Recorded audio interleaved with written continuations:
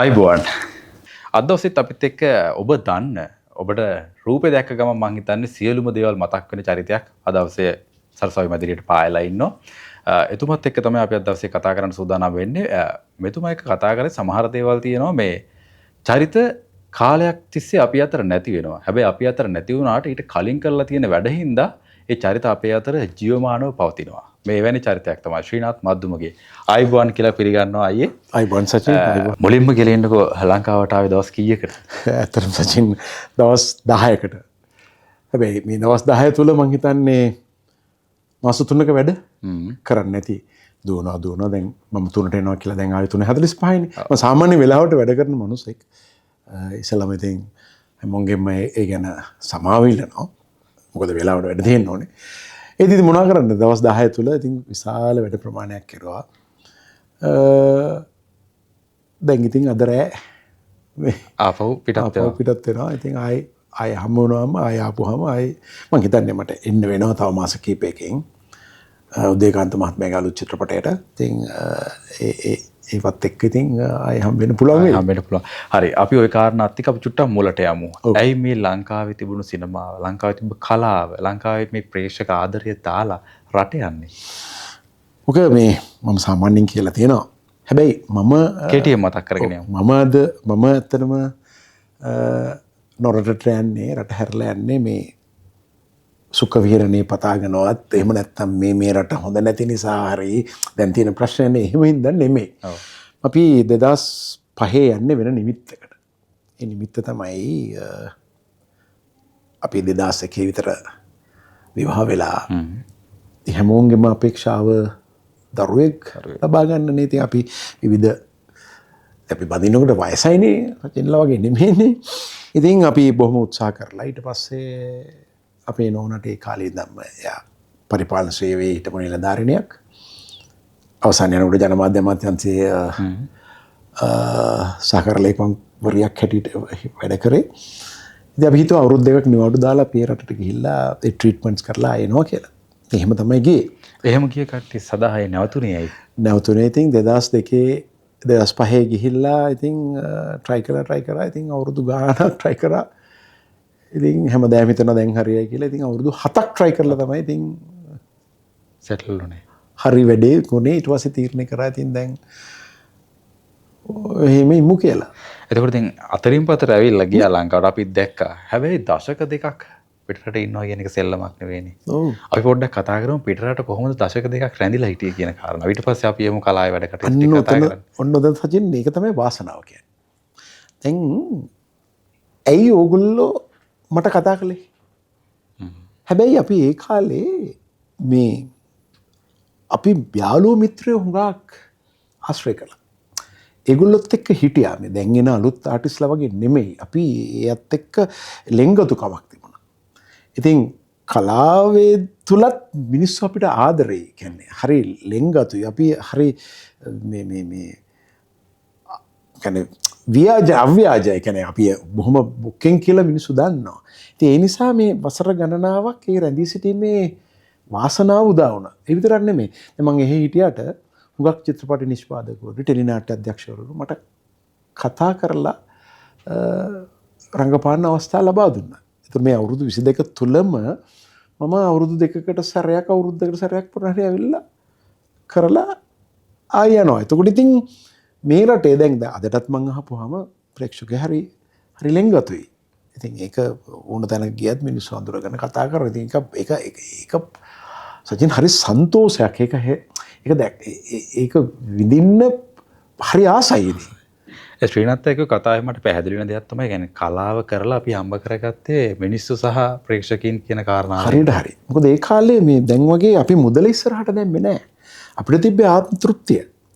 මට රස්සාවක් තිබුණා. මම ඒ කාලේ වැඩ කරේ ටීවී channels කීපයක වැඩ කරා. ඒකම මත්පැන් මද්ද්‍රව්‍ය තොරතුරු මධ්‍යස්ථානයේ මම වීඩියෝ අධ්‍යක්ෂකවරයා හැටියට වැඩ කරේ. ඉතින් එතකොට නිවාරණය වෙනුවෙන් සෑහෙන වැඩ කොටසක් කරා. ඉතින් එතකොට ඉතින් අපිට මේ ආත්ම තෘප්තිය සහ යමක් කිරීමේ බලාපොරොත්තුව සහ පරමාර්ථය තමයි තිබ්බේ. එතකොට ඉතින් අර සල්ලි ඉස්සරහට දාගන්න නැතුව ගියාම ප්‍රශ්න මතුවෙන්නේ නැහැ. ඒක තමයි එකයි වාසනාව. වාසනාව. ඒ වාසනාව කියන එක මම හොඳටම විශ්වාස කරනවා.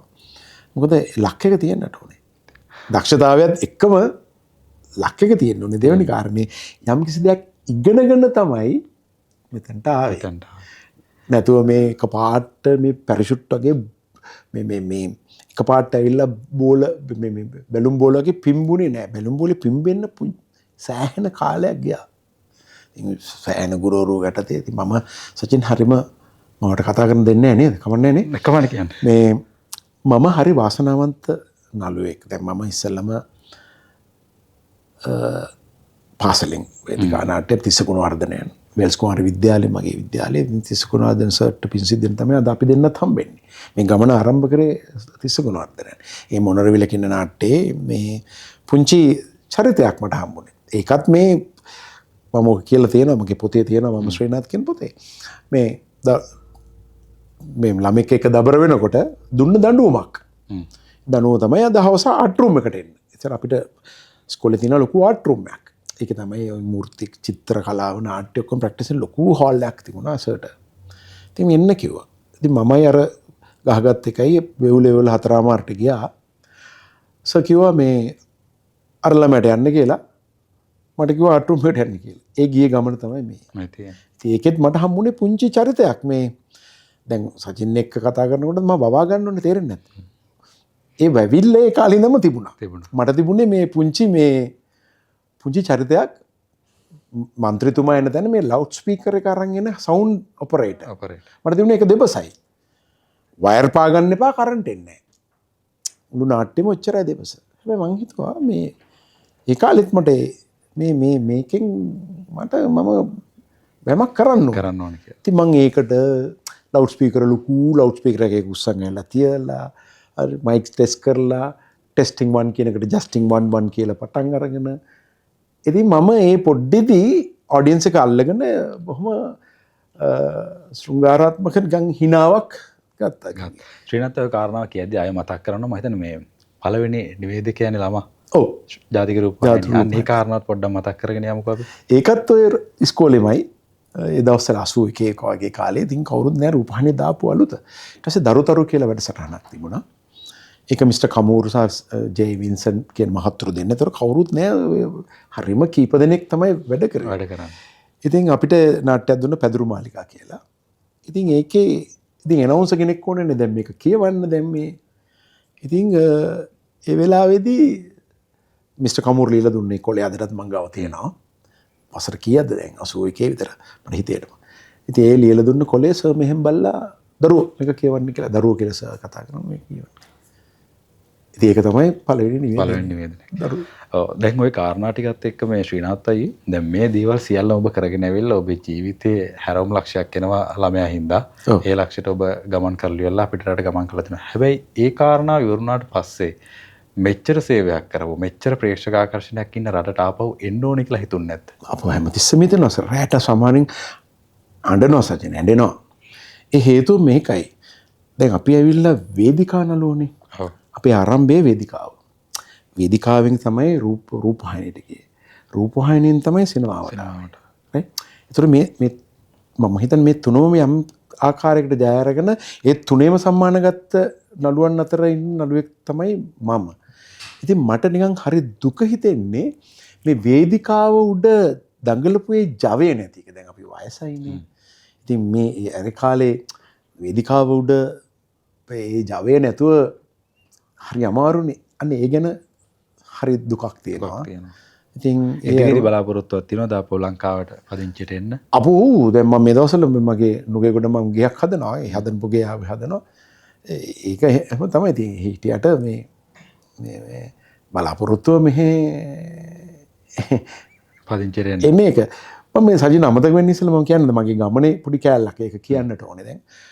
තවගත් දැන් තිසගුණාදරගෙන් පටන් ගත්තාම මට ගුරුවරු රාශියක් හම්බුණා. පළවෙනි දෙවෙනි ගුරුවරයා තමයි සයිමන් නවගත්තේ ගමයන්. හරි. එතකොට සයිමන් නවගත්තේ මහත්තයාගේ පණ්ඩුකාභි නාට්‍ය තමයි මගේ දෙවෙනි නාට්‍ය. පළවෙනි මොනරවිල ඊට පස්සේ දෙවෙනි නාට්‍ය. ඉතින් නවගත්තේ මහත්තයාගේ එතකොට මේ ඒක පණ්ඩුකාභි නාට්‍ය ඒක අගමැති ප්‍රේමදාස මහත්තයාගේ අනුග්‍රහයට තමයි ඒක උනේ. ඒ කාලේ එතකොට ඒ නාට්‍ය රඟපාව හුඟක් අය රසාවල් හම්බුණා.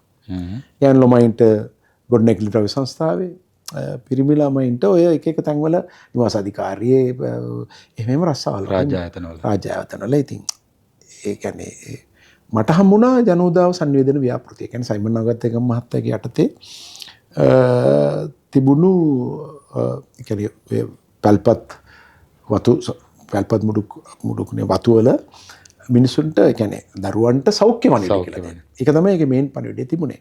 ඉතින් ඒකේ තිබුණා නැටුම්, නාට්‍ය, රූකඩ ඒ කලාව මාධ්‍යයන් තුලින් තමයි විගන්නේ. ඉතින් මම ගියේ රූකඩ පැත්තට. හැම වත්තකම මම රූකඩ නටවලා තියෙනවා. ඉතින් මගේ ගුරුනාන්සේ තමයි රූපසිංහ කංකානම්ගේ. ඉතින් එතනින් පටන් ගත්තට පස්සේ ඒ නාට්‍යෙම හිටියා ශ්‍රේන්ත මෙන්ඩිස් මහත්තයා.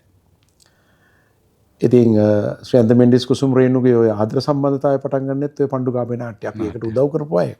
ඉතින් එතනදී ශ්‍රේන්ත මහත්තයා මාව තෝරගන්නවා මගේ කෙට්ටුකම හින්දා. මම හරීම මේ කෙට්ටු නික එම නැවිච්ච චරිතයක්. තෝරගන්නවා පැන්ස දෙකේ හංසයා කියලා නාට්‍යයකට මේ නිකන් රණගෙනෙක්ගේ චරිතයක්. ඔලිම්පික්ස් යන try කරන. ඉතින් ඒක තමයි ඔන්න මේ ශ්‍රේන්ත මෙන්ඩිස් මහත්තයා ගත්තා. ඒක දැකපු රෙජිනෝල් ජයවන්න විකල් සමයම කියලා නාට්‍යයකට ගත්තා. ඒ විකල් සමයම නාට්‍යයේ මම යෞවන සම්මාන දෙවෙනි නාට්‍යයේ 85 විශිෂ්ට රංගන කුසලතාවයක් මම දිනාගත්තා. කියන්නේ ඒකට පස්සේ ඒකෙන් පස්සේ දැන් ඔහොමම ස්ටෙප් එක තමයි ආවේ. ඊට පස්සේ ආර්.ආර්. සමගරුණ මහත්තයා මේ එඩ්වඩ් චන්ද්‍රසිරි මහත්තයාට කියලා මම මේ සමරකෝන් මහත්තයාගේ නාට්‍ය රඟපානකොට එඩ්වඩ් චන්ද්‍රසිරි මහත්තයා මාව හඳුන්වනවා සමරකෝන් මහත්තයාට. සමරකෝන් මහත්තයාගේ නාට්‍ය දූවිලි ඊට පස්සේ කපුටුබෝ ඒ වගේ නාට්‍ය වලට රඟපෑවා. ඊට පස්සේ ඒක දැකලා ජලත් මනෝරත්න මහත්තයා ගන්නවා අන්දරේලා නාට්‍යයට. ඒක දැකපු එච්.ඒ. පෙරරා මේ සහ පරාක්‍රම රියල්ලන වරෙන්තු නාට්‍යයට ගන්නවා. ඒක දැකලා පංචායුධ නාට්‍යයට ගන්නවා. ඔහොම ඉතින් ඔය මම හිතා ලංකාවේ හිටිය දක්ෂතම වේදිකා නාට්‍ය ශිල්පීන් අතර හැදිලා ඒගොල්ලෝගෙන් ඉගෙන ගත්ත දේවල්. ඒව තමයි මම හිතන්නේ මගේ යුනිවර්සිටි එක. මගේ රංගන ජීවිතයේ ගුරුවරු ඒගොල්ලොන්ගෙන් තමයි මේ සියලු දේ ආభాෂයට ගත්තේ. රයිට්. ශ්‍රීනාථය දැන් අපි ওই දිගට කාරණාව කතා කරාදී දැන් මේ පාර ආවේ කියන කාරණාව ගැන අපි කතා කරන්නත් ඕන. ඒ කාරණාවට යන්න කලින් ආයෙ චුට්ටක් මම මතක් කරගන්න කැමතියි. දැන් විටින් විට මේ රටින් ගියාට නිර්මාණ වලට දායක වෙන්න ආවා. එතකොට එහෙ ඉන්නකොට ඔය කිව්ව වේදිකා නාට්‍යවලවත් මොකක් හරි කොම රංගන කටයුත්තකට හරි නැත්නම් එහෙ විනෝදාංශයක් විදියට කටයුතු කරන්න හම්බෙලා තියෙනවා. අනේ ඔව්. ඉතින් එහෙ ගිය ගමන්ම මම මහාචාර්ය සිරිවිස් රත්න මහත්තයාගේ නාට්‍යයක රඟපාලා තිබුණේ නැහැ. ඒ වාසනාවත් උදා වුණා එහෙදි මහාසාර නාට්‍ය. එහෙ තියෙනවා මේ සංවිධානයක් ස්කැට් කියලා. ස්කැට් කියන සංවිධානයේ නාට්‍ය කරා. ඉතින් මට මේ වෙලාවේ මතක් කරන්නේ මාල්නී ජයසිංහ, ශාමින් ජයසිංහ, ඉස්සර හිටපු මනමේ නාට්‍යයේ පොතේ ගුරු. ඒගොල්ලෝ තමයි මේ නාට්‍ය සංවිධානය කරේ. ඒක අධ්‍යක්ෂණය කරේ ජයශ්‍රී චන්ද්‍රජිත්. ඉතින් මට පළවෙනියෙන් ගිය ගමන්ම මේ නාට්‍ය රඟපාන්න හම්බුණා. ඒ නාට්‍ය රඟපාන්න හම්බෙම තුල මගේ ආසාවල් දෙකක් ඉෂ්ට වුණා. එකක් සරච්චන්ද්‍ර මහත්තයාගේ නාට්‍යයක රඟපෑමේ තියෙන ආසාව ඉෂ්ට වුණා. ඒ වගේම ඒගොල්ලෝ මාව ගත්තා. එතනින් පස්සේ යම් නාට්‍ය කීපයකටම සම්බන්ධ වුණා. ඒක මෙහෙන් යන අන්දරේලා ගුරුතරුව නාට්‍ය එහෙ පෙන්නකොට මම ඒකට සම්බන්ධ වුණා. ශ්‍රේන්ත මෙන්ඩිස් මහත්මයා එහෙ නාට්‍යයක් කරනකොට මාව සුබසායස නාට්‍ය කරනකොට මම සුබසායස මම ඇඩ් කරා. ඒ චරිතය ඇඩ් කරා. ඊට අමතරව එහෙ කරපු ප්‍රොඩක්ෂන්ස් කීපයකට සම්බන්ධ වුණා. ඒ එක්කම මම එහෙ නාට්‍යයක් කරා. මේ මොකද්ද මේ කියලා මම වේදිකා නාට්‍යයක් කරා. ඒක අජිත් මෙන්ඩිස් මහත්මයාගේ පිටපතක් මම අධ්‍යක්ෂණය කරා. එහෙ රංගන ශිල්පීන් දාලා මෙහින් වසන්ත විට්ටච්චි අදාපතර නැති වසන්ත විට්ටච්චි මහත්තයා ගෙන්න ගත්තා. ඉතින් ඒක කරා. ඊට පස්සේ අපේ තියෙන ඔස්කා කියලා සංවිධානයක්. ඔස්ට්‍රේලියන් ශ්‍රී ලංකන් කල්චරල් වෙල්ෆෙයාර් ඇසෝසියේෂන් කියලා. ඒක අවුරුදු 16ක් විතර පරණ සංවිධානයක්. ඒකෙන් රශ්මි රාත්‍රී 1 2 3 කියලා මේ ප්‍රසංග 3ක් කරා එහි ආටිස්ලා අරගෙන මෙහෙන් සනත් විමලසිරි දිලිනි ලක්මාලිය අජිත් මෙන්ඩිස් කියන ඒ අය ගියා. එහෙම ගිහිල්ලා එහෙම ප්‍රසංග 3ක් පවත්වලා තියෙනවා. ඉතින් මොන හරි ඒ කරන ඒ සතරතුර මම එහිදී රූපවාහිනී ස්වර්ණවාහිනී නාලිකාවට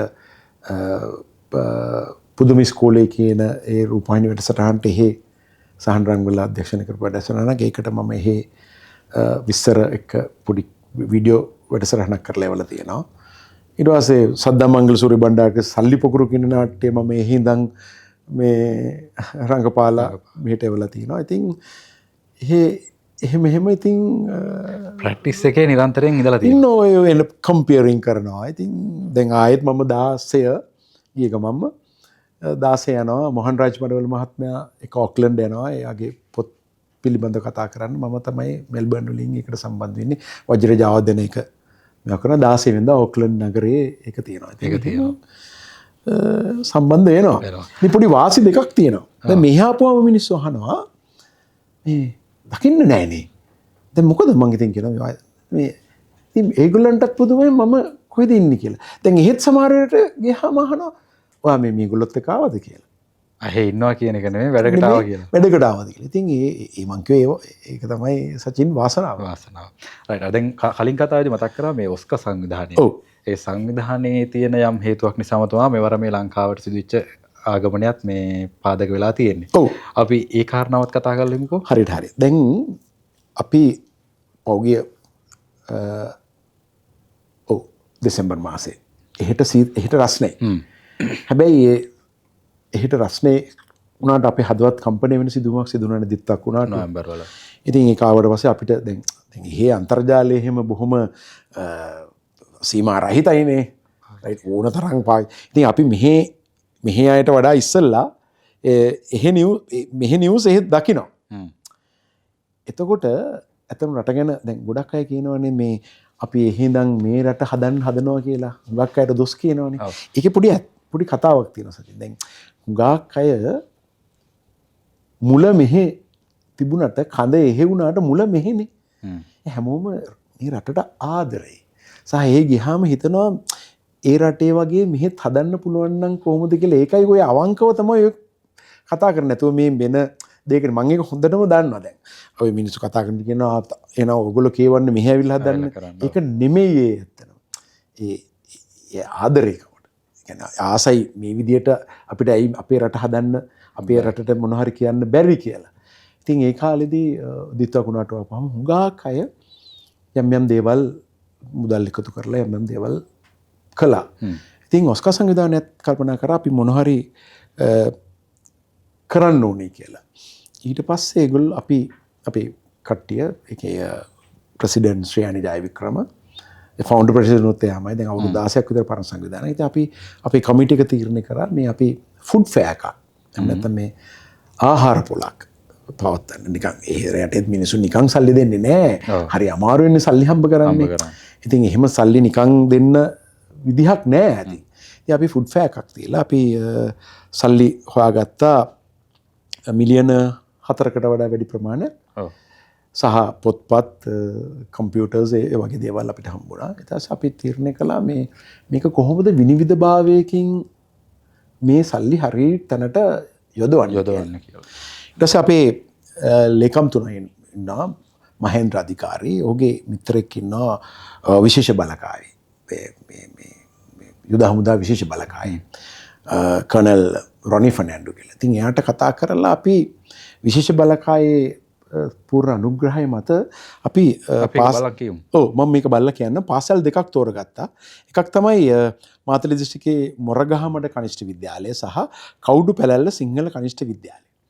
ඉතින් මේ දෙක තෝරගෙන අපි මුදල් ලෙව්වා.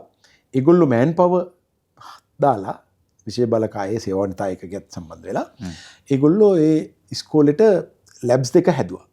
අපි මෙහෙන් කම්පියුටර්ස් සහ කම්පියුටර්ස් 15ක් ඩෙස් පුටු මේස ඒ සියල්ල සපයලා අංග සම්පූර්ණම මේ මම පින්තූර ටිකක් දෙන්නම් දාලා අපිට ඒක දෙන්න අපිට මේකත් එක්ක දාන්න පුළුවන්. මේ අපි ඒක සිසු අයිතියට පැවරුවා ඊයේ. ඉතින් මම හරිම සන්තෝෂයි. ඒක ලස්සන ඉස්කෝල දෙකක්. ඉතින් ඒ ස්කෝල දෙකට පරිත්‍යාග කරා. ඉතින් ඔස්කා සංවිධානයේ සියලු දෙනාටත් මෙල්බර්න් වාසී සියලු දෙනාටත් මම මේ වෙලාවේ සරසවි මේ වැඩසටහන් ඉන්නත් ස්තුතිවන්ත වෙනවා. ඉතින් සියලුම සංවිධායක මණ්ඩලය මම මතක් වෙනවා ප්‍රෙසිඩන්ට් ශ්‍රී ජයවික්‍රම, උපසභාපති අමිත විජේසූරිය, භාණ්ඩාගාරික දීපාල් ධර්මරත්න, රසික වීරසිංහ, පුෂ්පික ගමගේ, ඉතින් වෙනම කම්පියුටර් තෝරගන්න කමිටුවක් හිටියා.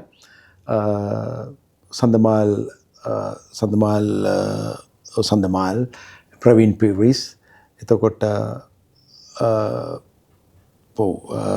කවුද මට නම්ට අමතක යන ඉතින් ගොඩක් ඒ වගේ කමිටි එකක් තිබුණා. ඒ කමිටියෙන් තමයි මේ ශානක සේනාරත්, ප්‍රවීන් පීරිස්, එතකොට රංග සූරියගේ මේගොල්ලෝ තමයි කමිටි හිටියේ. ඒගොල්ලෝ තීරණය කරලා මෙහි කම්පැනි එකකට දීලා මෙහෙන් කම්පියුටර්ස් අරන් ගිහලා ඒගොල්ලෝ ඒවා ලෑස්ති කරලා ඉතින් ඒ දෙක බාර දුන්නා. ඉතින් මට අවස්ථාවක් හම්බුණා මේ වෙලාවේ ආවේ නිසා ඒකට සහභාගී වෙන්න.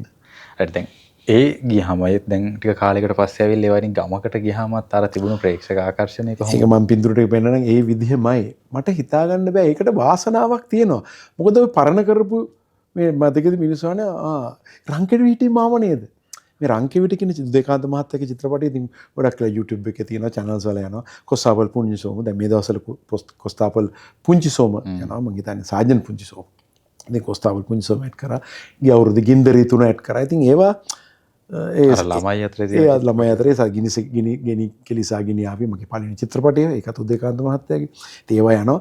එතකොට ඒ එක්කම ඉතින් හුඟක් දෙනා අහන්නේ ඒක අර හැමෝම අහන්නේ අර වහල කඩාගෙන වැඩන ඇඩ් එක නේද? මටත් ශ්‍රීනාත් අය ගොඩක් මතක් වෙන්නේ වහලේ සිද්ධියත් එක්ක තිබ්බේ ඇඩ් එක තමයි.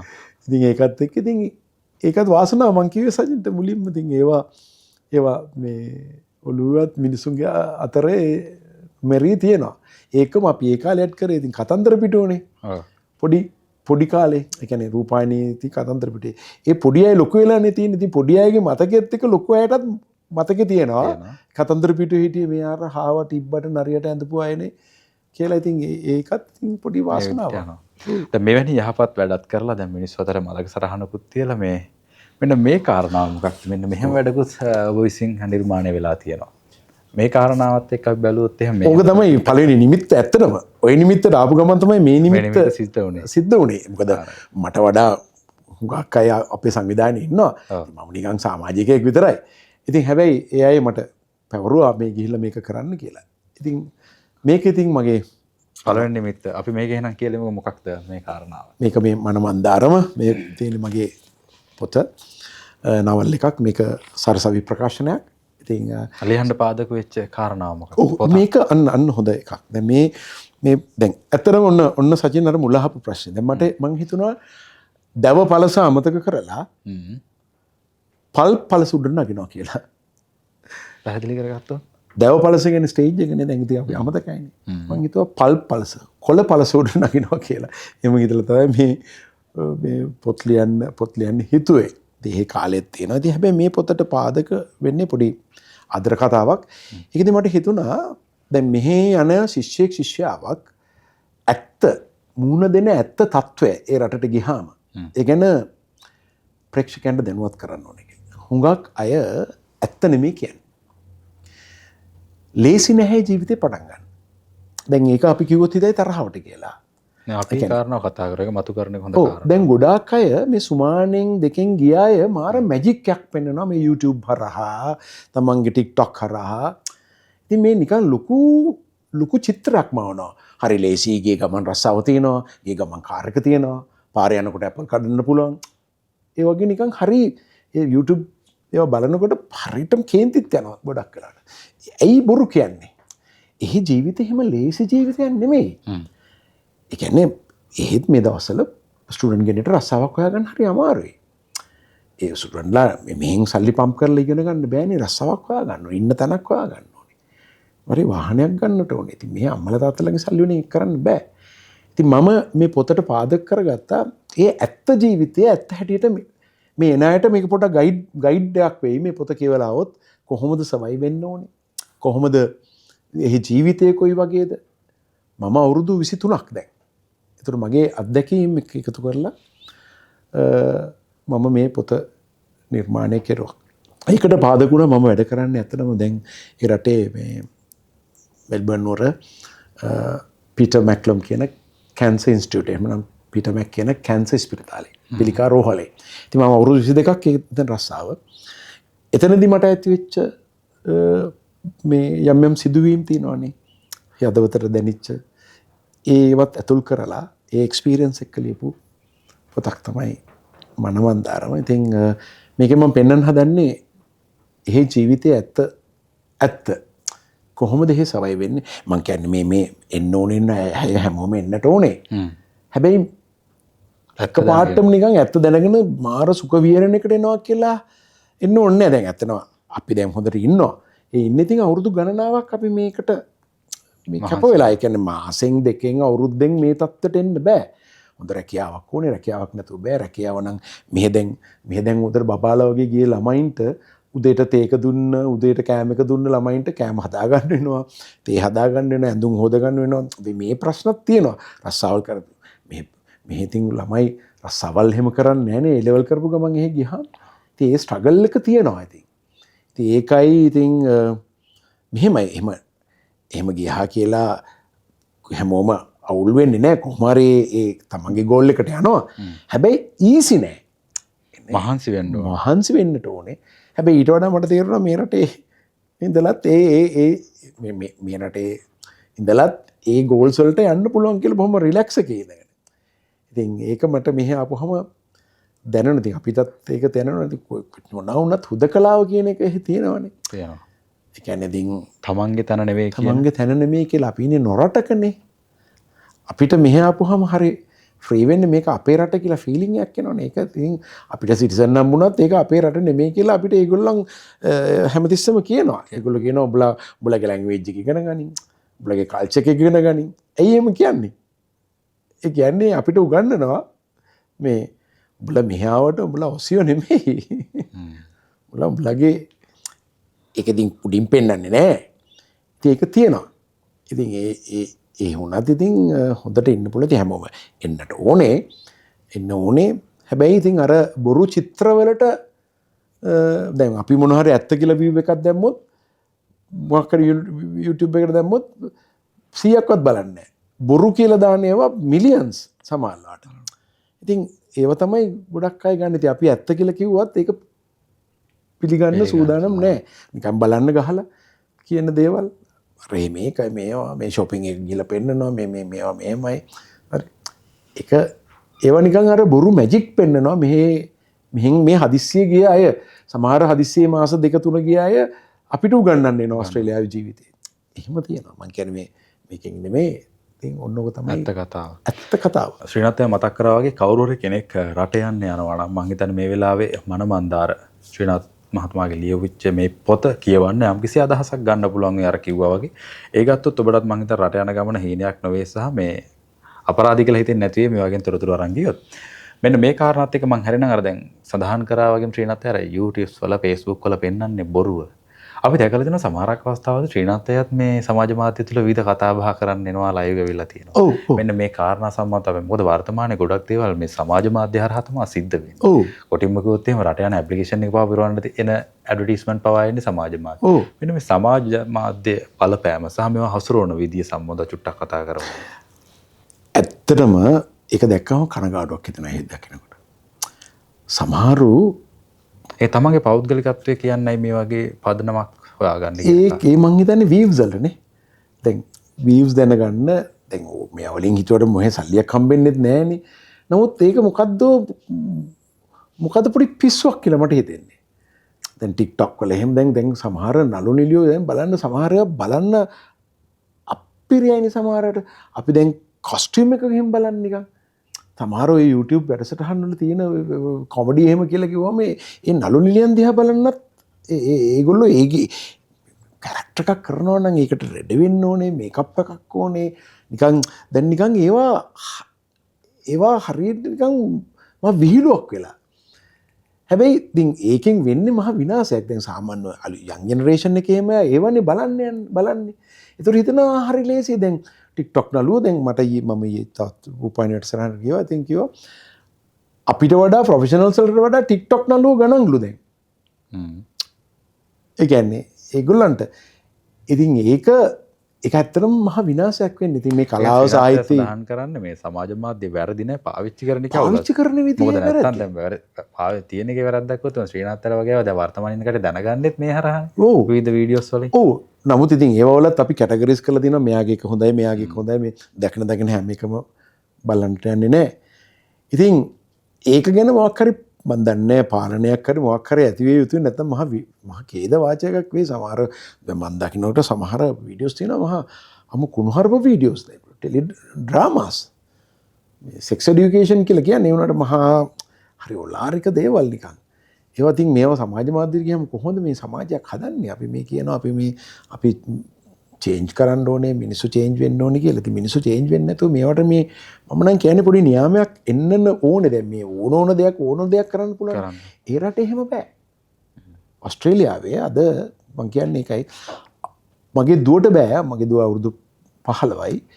එයාට බෑ TikTok පාවිච්චි කරන්න. එයාට බෑ Instagram පාවිච්චි කරන්න.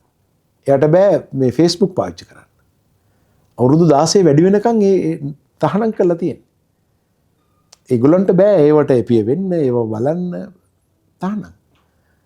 අඩු ගන්න මෙසෙන්ජර් එකක්වත් බෑ. කිඩ්ස් මෙසෙන්ජර් එකක් තියෙනවා නම් අම්මලා තාත්තලාගේ යටතේ තමයි ඒව යන්න ඕනේ. ඉතින් බලන්න ඒ වගේ දියුණු රටවල් වල ඒවා ඒ විදිහට පාලනය කරලා තියෙනවා. අපේ මෙහි කිසි පාලනයක් නැතුව සිද්ධ වෙනවා. එතකොට ඉතින් ඇත්තටම මේ දැන් පුංචි දුවදරුවෝ කරන ප්‍රෝග්‍රෑම්ස් කොච්චර තියෙනවද? ඒවා ක්වොලිටිද මොනවද එහෙම කියලා එකක් නැහැ. ඒ වලින් හරි විනාශයක් නෙවෙයි. ඒගොල්ලෝ හරි පොපුලර් වෙනවා, මේව වෙනවා, ඒ පොපුලර් කියලා කියනවා. නමුත් ඒකේ හරි දේ නෙමෙයිනේ සිද්ධ වෙන්නේ. ඉතින් ඒ රටවල් වල එච්චර දියුණු රටවල් වල ඒක නෑ. මම මේක කියන්නේ මම ඊයේත් මම ওই කතාව කිව්වා. අන්තර්ජාලය කියන්නේ හරියට ඇලඩින්ගේ පුදුම පහන වගේනේ. අපිට පුළුවන් යකා මැදලා යකාගෙන් වැඩ ගන්න.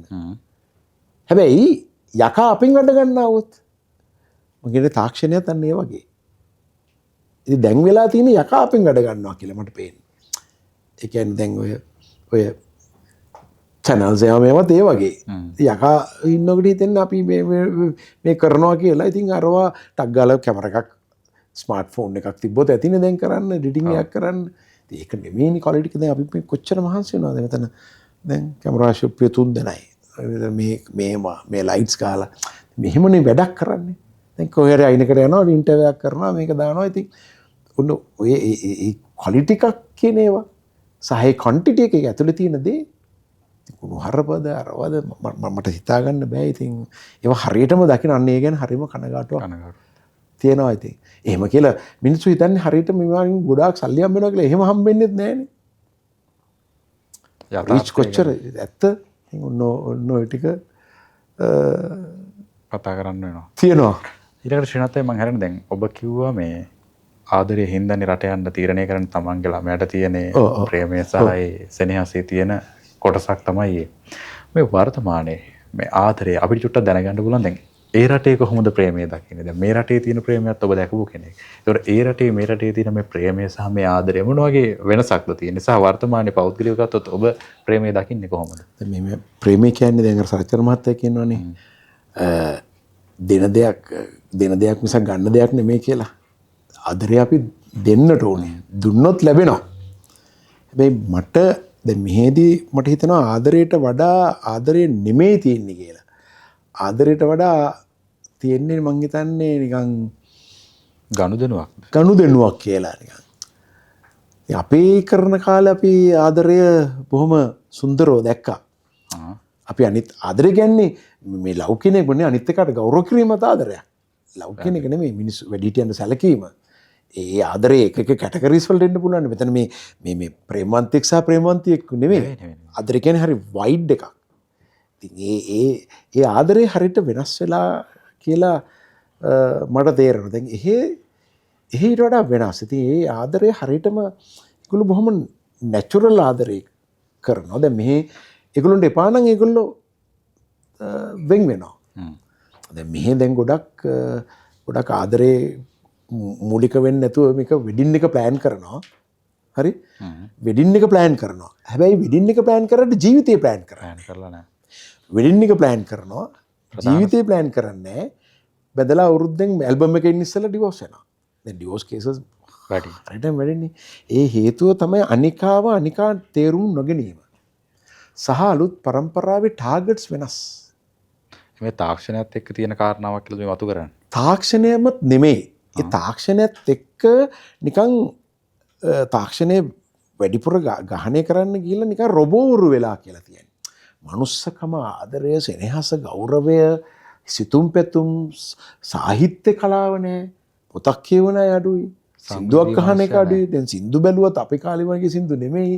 දඩම් පුදුම වචන ටිකක් නේ වචන. දැන් අපේ කාලේ අපි ආපු සින්දු අදටත් අහනවා. වර්ධේ මහත්තයා සින්දුවක් අහනවා. වික්‍රත් මහත්තයා සින්දුවක් අහනවා. නේ ඒවා අදටත් රැඳිලා තියෙනවා. දැන් අලුත් ගායකයෝ කොච්චර එනවද? ඒ සින්දු එනවා ආවෝ ගියෝ මෙරු වගේ. හැබැයි අරව පවතිනවා. ඉතින් ඒවටත් දැන් හුඟක් අය දැන් තරුණ පරම්පරාව දකින්නේ ඒවනේ. පේන්නේ ඒවනේ. එතකොට ඒගොල්ලන්ට මේ සාහිත්‍ය කලාව ඒ సౌందර්යය කියන එක හැංගීම නැති වුනහම ආදරය කියන එක එහෙමම තියාරු වෙලා යනවා. අනිත් ඒක රටට ආදරයක් නැහැනේ. තමන් ගැන විතර හරි selfish නේ. මම මේ දකින්න ගොඩක් අය selfish. ඒක මේ වාහන එලවනකොටත් පේනවා. මම ඉස්සෙල්ලාම යන පොඩ්ඩක්වත් ඉඩ දෙන්නේ නැහැ. එහෙම නෙමෙයි ඩිසිප්ලින් එක හදනවා. දැන් පොඩි කාලේ දැන් මට මම උදාහරණයක් කියන්නකෝ. දැන් අපි පිටකොටුවේ ලස්සන බස් ස්ටෑන්ඩ් එකක් හැදුවා. ඔව්. හරි. දැන් පළවෙනි දවසේ මේවා කඩලා දාලා කෙල ගහලා අරවා කරලා මේවා කළා. ඒ ඇයි තමන් ගැන හැඟීමක් නැහැනේ මේක අපේ කියලා. දැන් ඒ රටවල පොඩි කාලෙම මේක පොඩි කාලේ මං හිතන්නේ මම මේක බලන්නයි කියනවනම් මේක කින්ඩර්ගාර්ටන් මොන්ටිසෝරිගෙන් පටන් ගන්න ඕනේ.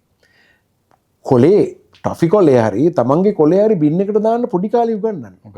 දැන් අපේ බබා අපේ දුව මම කොලයක් බිම දැම්මොත් එයා ගිහිල්ලා දානවා. එයාට උගන්වලා තින්නේ මොන්ටිසෝරි එකේ. අපි දැන් හිතන්නේ නැනේ මොන්ටිසෝරි අධ්‍යාපනය ගැන අපි වැඩි සැලේ හරියටම සැලකිලි ඔය බිහේවියර්ස් ඔය සිතුම් පැතුම් ඔය නීති රීති ඔය හැම දෙයක්ම උගන්වන්න ඕනේ විනය මේ සියල්ල උගන්වන්න ඕනේ මොන්ටිසෝරි එකේ. මොන්ටිසෝරි ඉගෙන ගන්න ළමයා තමයි වැඩි පිටියපත් වෙන්නේ. ඒතර එයා ඒක කන්ටිනියු කරනවා. හොඳටම ඉගෙන ගන්නවා. ඉතින් ඒක හරිම වැදගත්. ඒක මට හොඳටම පේනවා ඒ විනය කියන එක. දැන් එහෙ අපි හෝන් එකක් ගැහුවොත් අපි හිතන්නේ අපිට කුණු හarpෙන් බැන්න කියලා. අපිට හරි අප්සෙට්. ඉතින් මෙහෙ එලවන්නෙම හෝන් එකකින් සහ ලයිට් එකකින්නේ. දැන් නම් ටිකක් අඩුයි ඇත්තටම. දැන් මම කියන්නේ දැන් අර කතාව මම ආයෙ පටන් ගත්තොත් එතන ඇයි ආදරයක් නැතිකම. තමන්ගේ කියලා ෆීලිං එකක් නැහැ. මේක අපේ නෙමෙයි කියලා හිතන. අපේ කියලා හිතන්නේ ඒගොල්ලන්ගේ කුටුම්බය සහ ඒගොල්ලන්ට විතරයි. මේක අපේ සල්ලි අපේ ටැක්ස් මනි කොට තේරෙන්නේ නැහැ. මේ අපේ සල්ලි මේ අපේ. මේක ලස්සනට තිබුණොත් අපිටයි හොඳ. ඉතින් අපිට හේන්නකොට මේවා දකින්නට හරිම ආසයි තියෙනවා සන්තෝෂයි. ඒ වගේ මේක තියෙනවා. දැන් ආබාධිතයන් වෙනුවෙන් අර තියෙන බස් රට ඒවා දැක්කම හරි සන්තෝෂයි. ඒ හැමෝන්ටම එක විදිහට සලකනවා. පහසුකම් තියෙන සලකනවා. ඉතින් මේක හදන්නකොට අපි ඒකට උදව් වෙන්නට ඕනේ. උදව් කරන්නට ඕනේ. ඉතින් මම පොඩි ප්‍රශ්න තිබ්බට ඒවා නෙමෙයි. මේවට අපි කරන්නේ ඩිසිප්ලින් එක. ඉතින් ඒක නම් දැන් එහෙ කවුරුත් මේ කොලේ බිම දාන්නේ නැහනේ. පොලිසිය නැහනේ බලන්න. හැබැයි අපි දන්නවා කොලේ අපි බින් එකට දාන්න ඕනේ කියලා. වාහන යනකොට අපි චුක් ගාලා මේ කෙල ගහන්න යන්නේ නැහැ. ඒ විනය නීතිය තදයි. ඒක හරියට හැදිලා තියෙනවා. ඉතින් මං හිතන්නේ මෙහෙත්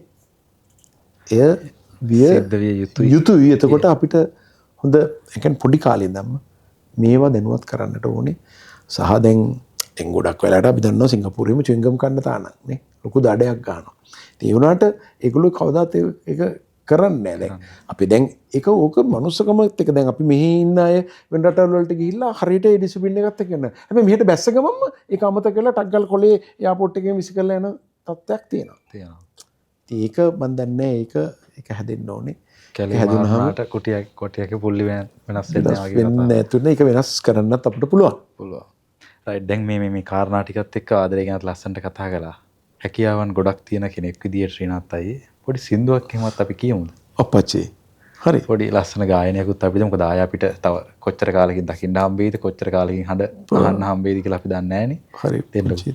ඔබ පැවහස රැල්ල මට තේරුණා ඉරන් සිනාරැල්ලි රස බේරුණා සෙවනැල්ල ලෙස ඉන්න මම දන්නවා ඔය දෑත මට දෙන්න මම ගන්නවා සෙවනැල්ල ලෙස ඉන්න මම දන්නවා ඔය දෑත මට දෙන්න මම ගන්නවා හොරහින් බලා යන්නේ නොබලා වගේ මම දන්නවා සුඳුර මැණිකේයගේ සතුටයි දුකයි හොඳට පුරුදුයි ප්‍රියේ මට දෙන්න ඔබේ ආදරේ පිළිගන්න මගේ ආදරේ බොදොස් කියා මගේ බොදොස් කියා මගේ බොදොස් කියා සිවිදේසේ වැසියෝ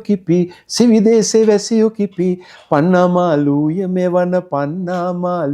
මෙවන බොදොස් කියා මගේ බොදොස් කියා ටං ටං ලා ලා ලා ලා ලා ලා ලා ලා ලා ලා ලා ලා ලා ලා La la la la la la la la la la la la la la දාසින් ලබාගෙන සම්බවෙන්ට සුන්දරී දාසින් ලබාගෙන මට සම්බවෙන්න සුන්දරී යන්නට හැකි වේදෝ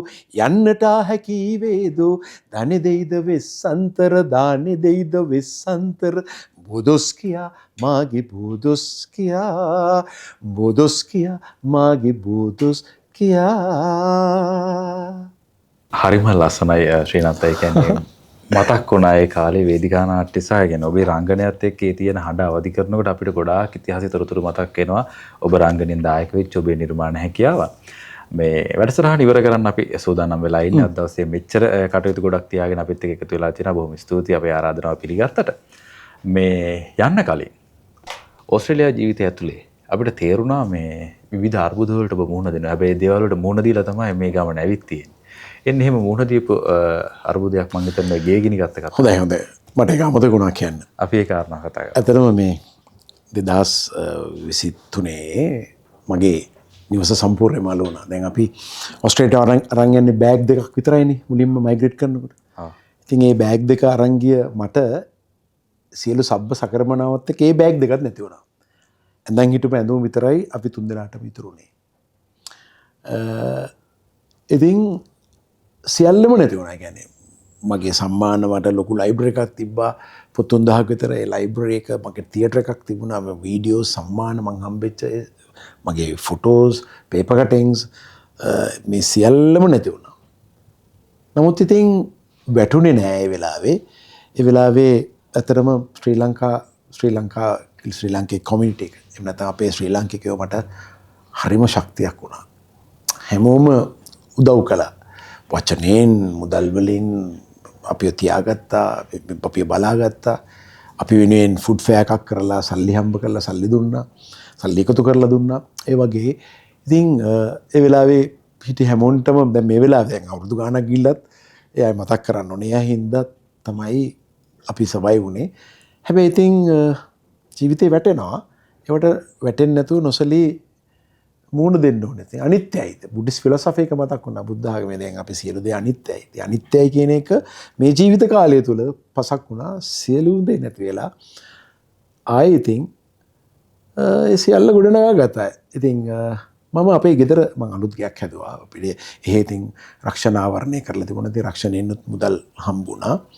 ඉතින් ඒකත් එක්ක එකතු වෙලා අපි නැවත වරයක් ගොඩ හැදුවා. මම අපේ අලුත් ගෙදර හැමදේම වෙන්නේ හොඳට සමහරලාට මම හිටියේ මේ සාමාන්‍ය ගේක. ඉතින් මම ඊට වඩා ටිකක් ලොකු ගයක් දැන් හදලා තියෙනවා. ඉතින් ඒකෙදි මම ගේ හදනකොටම මේ හිතුවා මේක මම හැමෝටම ස්තුති කරන්න ඕනේ. ඒ ස්තුති කරන එක මම වචනෙන් කියනකට වඩා නිර්මාණයකින් කරන්න ඕනේ කියලා. මම ඉතින් මම නිර්මාණයක් මෙහෙන් හදාගෙන ගියා. මේ අත්තුණක් අපේ අත්තුණ ඒකම තව එක අතක් මෙහෙම තියෙනවා. අත්ලක් වෙන විදියට. හැමෝම මට උදව් කරා කියන. ඉතින් මම එන්න ගෙදර හැමෝන්ටම පේන එක ඩිස්ප්ලේ කරලා තියෙනවා. ඔබ උදව් කරපු බව මට මතකයි. ඒකම මම කියන්නේ ප්‍රශ්න මොනවා ආවත් ඒවට බොහොම ඔළුව පාවිච්චි කරලා විසඳුන්නොත් අපි සැලෙන්න හොඳ නැහැ, වැටෙන්න හොඳ නැහැ.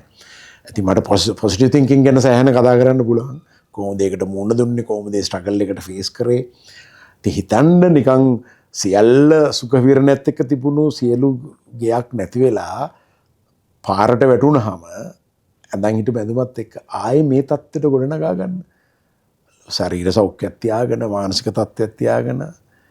ඉතින් ඒක එහෙම වුණා. ඒ ශක්තිය ධෛර්යය ලැබුණේ අර මම කිව්වේ මුලින් අපි මිනිස්සු හම්බ කළේ කියලා. එහෙදිත් එහෙමයි. ඉතින් මම දන්නේ ඔය වගේ ඩිසාස්ටර් සමහර අයට වෙනවා. එහෙම උදව් කරයි කියලා මට හිතෙන හැබැයි මට අසීමිත ලෙස උදව් කරා. ඉතින් මම මේ අවස්ථාව කරගන්නවා ඒක ස්තුතියි කියන්න. හැබැයි මෙහෙම වුණත් ජීවිතේ අපිට මොන හැල් හැප්පීම ආවත් ඒවට අපි බොහොම මොලේ කල්පනා කරලා සිහිබුද්ධියෙන් ඒ සියල්ල ඉවරයි. දැන් අලුතෙන් අපි ගොඩ නැගෙන්න ඕනේ කියලා හිත හදාගෙන අලුතෙන් ගොඩ නැගුණොත් මේ දැන් සමහර ප්‍රශ්න වල ජීවිතේ නැති කරගන්න දැන් මට උනත් එහෙම ෆීලිං ආපු වෙලාවල් තියෙනවා. ඒ වෙලාවෙත් අපේ යාළු මිත්‍ර දොස්තරවරු මාව බලාගත්තා. මට මේ හිතයි වෙන්න යම් දේවල් කෙරුවා. ඉතින් හැම මිනිහම හැම මිනිහයම හැම සහෝදරයම හිතින් හිටියා. ඉතින් ඒ තුළ ඉතින් ගොඩ නැගුණ. දැන් ඉතින් ඒ පොඩක් අමතක කරලා ඉතින් අලුත් ජීවිතේ ගොඩ නගන්න තාම මගේ දුව නම් ප්‍රශ්න අහනවා මගේ මේක නැතු වුණා අරක නැතු වුණා එහෙම කියලා. ඉතින් ඒකත් පොඩි සිදුවීමක් නිසා අර හීටර් එකක් ගෙදර එහෙ ගෙවල් මේ අපේ ස්ටුඩියෝ එක වගේ අර මේ වගේ ලේක් හවුස් බිල්ඩින් වගේ සොලිඩ් නෙමෙයි දැන් මේ ස්ටුඩියෝ එක අපි හදලා තියෙන ලී වලින් දැන් ඒ වගේ එහෙ ගෙවල් ගොඩක් වෙලා ලී වලින් මේ හැදෙන්නේ. එතකොට ඒ ලී එකපාරටම මේ ගෙවල් ගිනි ගන්නවා කියන එක මේ මෙහෙ වගේ ලොකු සිද්ධියක් නෙමෙයි. සාමාන්‍යයෙන් වින්ටර් කාලෙට ගෙවල් 10 15 ගිනි ගන්නවාමයි. ඒ කියන්නේ ඒ හීටර්ස් වලින්, වයර් ෂොට්ස් වලින් ඒ ගින්නක් ආපුවාම ඒක නිවන්න බෑ. ඒක පාටම ඇවිල්ලා යනවා. ඉතින් අස්පනා අපිට ඒ සියල්ල නැති වුණා. ආයෙ ඉතින් නැකිට දැන් ඉතින් hina වෙවි ඉන්නවා. ඒ ස්විච් එක අමතක කළා. ඉතින් මම කියන්නේ හැමෝටම අපි ජීවිතේ අපි වැටෙනවා. හැබැයි හිතන්න එපා ජීවිතේ නැති කරගන්නට ඕනේ මේ මොකක් හරි ඕනේ. තමන්ගේ මොන හරි ප්‍රශ්නයක් වුණා තමන්ගේ ළඟම ඉන්න යාළුවට කතා කරන්න. එතකොට ඒක වෙයි. මම කියන්නේ මේවට තමන්ගේ ශක්තිය වර්ධනය කරගන්න. එතකොට මේ ඔක්කොම ජය ගන්න පුළුවන්. උදාහරණේ මම.